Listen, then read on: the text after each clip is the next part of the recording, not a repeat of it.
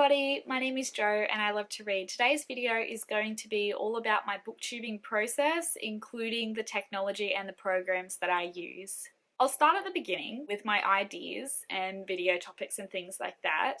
To be honest, when I was doing 2 videos a week, way back, probably a year, well, more than a year ago actually, I think that was before I got pregnant, but a long time ago, I used to do 2 videos a week. This was also when Daniel was working away, and so I think giving me that kind of goal and that kind of intenseness on my hobbies was really good. It was really helpful for that time in my life. But I do think back on that and be like, man, how did I have that many video ideas? One of the biggest things that I think is amazing of booktubers, particularly the ones that bring out multiple videos a week, is having the ideas. But the longer that I have been on BookTube, the more I realize that ideas just appear. Like it's really bizarre to think about it, and it's interesting that we're such creative beings in that way. Sometimes you can get burnt out and you need a break, but the more you do something, the more things come up. And if you're willing to experiment and just push yourself a little bit out of your comfort zone, you don't have to go away fully, then you get ideas. Sometimes I get them from other booktubers. If I see a cool video that they do, then I'll write it down. And then of course there's book tags, and there's the regular things that we all tend to do, like TBRs, hauls, unhauls, wrap-ups that I do. But just in general, it's from my reading. Like, I have a whole slew of non-fiction videos coming up because I have started non-fiction recently, and also because I was a fiction reader for so long. I also have a whole, I call them like a series of videos, but I don't actually link them together, but I have a whole slew of videos based on experiencing different types of reading formats for the first time, because I was such a physical book, either hardback or paperback reader for so long. But because of BookTube, I am experiencing all these new ways to read, like audiobooks, and then just also reading non-fiction, but also using e-readers for the first time and reading graphic novels for the first time and comics for the first time. I want to do videos that is my experience of that particular thing for the first time. Where do I write my ideas down though, and where do I do my BookTube schedule? Unfortunately, I'm not as creative as you. I don't know if I want to say unfortunately, it is what it is. I'm not a bullet journaler. I'm not really, the only journal that I do is writing out my like feelings.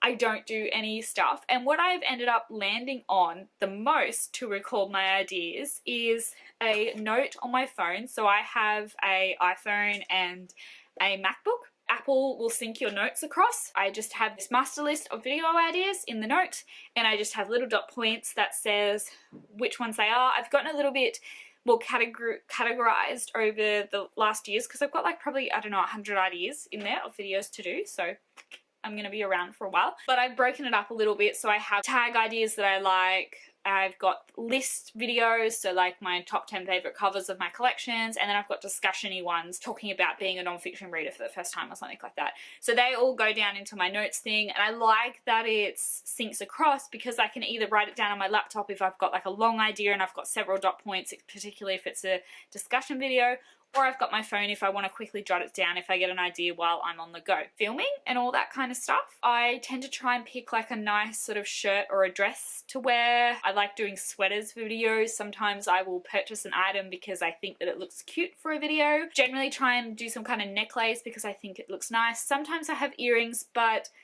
I did go through a stage there because I was using my Apple AirPods to my phone before I got a camera. I wasn't wearing earrings because I didn't like to have that exposed with earrings. Sometimes I do now. Generally though, I like it better with my hair out and wavy, so to get it this wavy way, it's normally a lot more wavier than today. It just sort of didn't work out well with my schedule. I have a shower the night before I then want to film the next day. I then plait my hair while it's still wet, let it dry overnight, and then take it out and brush it. So simple.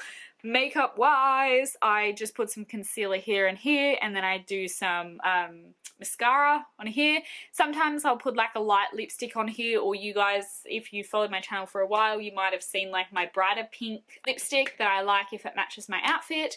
And that's about it really. I wish I knew how to do makeup a lot better, but I don't, so you know, whatever. But I'm happy enough because I look sort of polished enough like this on camera that I feel good about myself. Because I did go through a big stage there where I actually stopped filming because I didn't feel positive enough about the way that I looked. I just would film whenever, which kind of obviously would have worked for that stage in my life then, because maybe I didn't have enough motivation, I suppose, to put that little brief bit of makeup on, but it really sort of wrecked my appearance of the videos, and I would pick on myself. So now I just do a little bit of effort.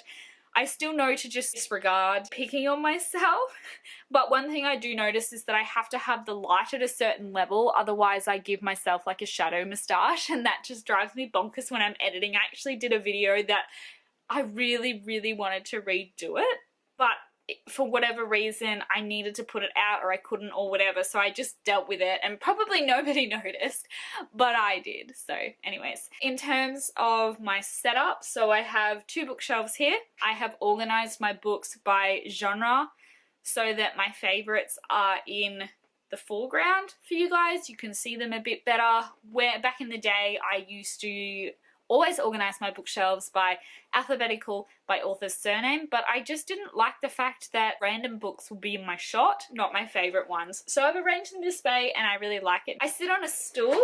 Can I lift it up for you guys?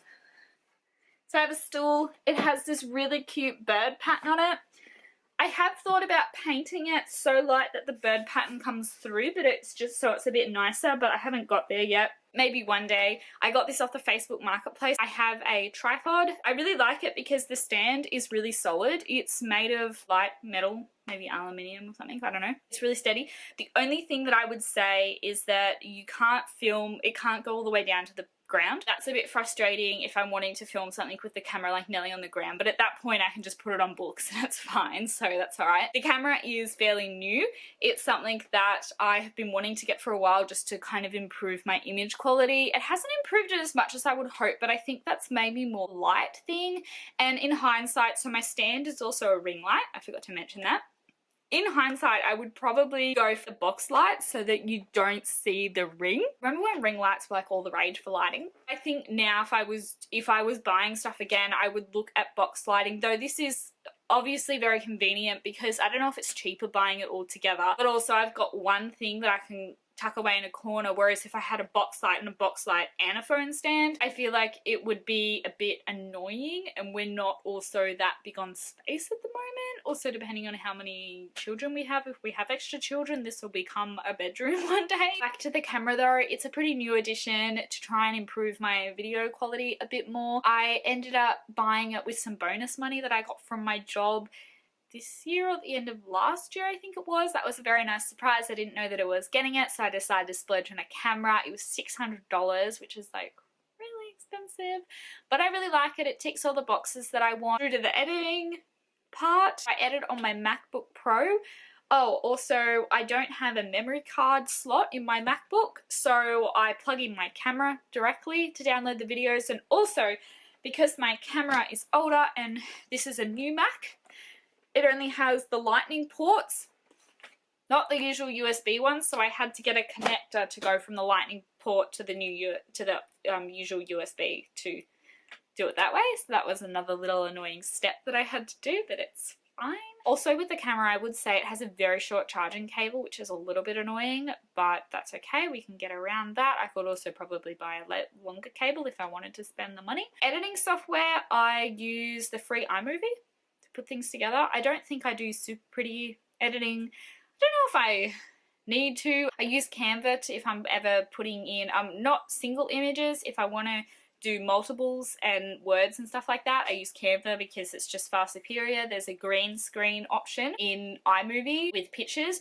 and if I need to necessarily know where my head is, I just take a screenshot of myself and put that in there, put the image where I want, delete the screenshot and leave the green screen, and then it's perfect as to what I want. So Canva is a really great free tool. The only other thing that I do after I finished exporting an iMovie is that I then use this program that I did pay for. I think it was about $50 too, one-time thing, called Phone Pause. This is to increase the speed that it takes, or the time that it takes for me to upload videos. So once they come out of iMovie, they're still massive files, and that takes a long time for me to upload up to YouTube, and that was really putting me back and stuffing up my schedule because I would not have that in my brain, and I really just wanted a way to make it a bit quicker so it wasn't sitting there draining our internet all the time and stuff like that. And, we have unlimited internet, but just the time that it would take and the effort and stuff like that, it was just really frustrating as well. I found Phone Pool, which basically converts it into a smaller size and one that suits YouTube a bit better. I don't know if I sacrifice quality to do this, but I don't think it is that noticeable as it is. So I sort of think that my videos are kind of just like medium quality, like they're not bad but they're not the best. I think it stays around there and it saves me at the end of the day doing it that way. So I think that's a really great program. My thumbnails, I do them in Canva as well. Trying to get better all the time, take inspiration from people. I'm fairly happy with how they are right now. I don't know how to make them better. I've tried other programs and the learning curve is so steep. So I just do them the way that I do them, and sometimes I get a little bit bored of them, particularly in a video like this. I'll try and add in some graphics and things like that to make them a little bit better, but they're fine for now. Music I get from a company called Ben Sound. It's royalty free, so you can use them for YouTube and things like that. They have a whole list on their website of what you can and can't use them for. I just have to link them in or say who it is in the bottom of my video description every time I use them, so I do that. That's pretty cool. That's it. So let's end this video here. I hope that was enjoyable to get some more behind the scenes of how I make some videos and what technology and things like that I use. Don't forget to like, comment and subscribe, and I'll see you guys in my next video. Bye!